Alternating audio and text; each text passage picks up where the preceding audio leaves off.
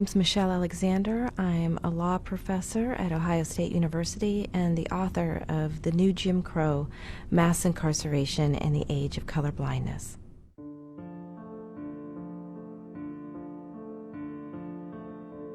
One of the things I find most fascinating in my conversations with white people about the drug war is their insistence that those who are doing time did the crime. So what's the problem?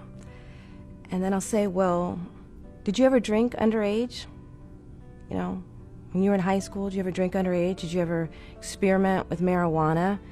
And then very frequently you find people shifting their seat, getting uncomfortable.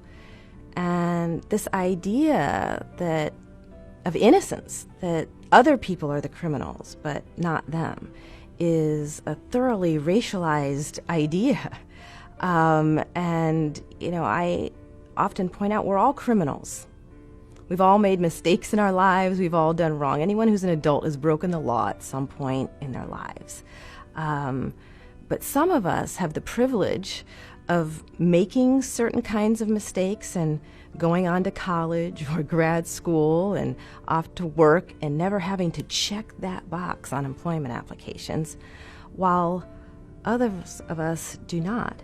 In fact, you know, research shows that a white man with a criminal record is more likely to be hired than a black man without a criminal record.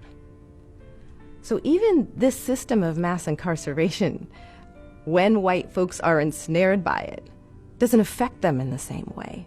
When they're branded criminals and felons, they're not viewed as criminals and felons in the outside world. But that felon label, that criminal label, serves to define who black people are. And in fact, even if you haven't been branded a criminal or felon, you are treated as though there is something about you that is wrong by employers and in the world more broadly. So part of what white privilege is to me is the freedom to make mistakes and go on. That is a privilege that poor folks of color in this country, particularly young people, don't have.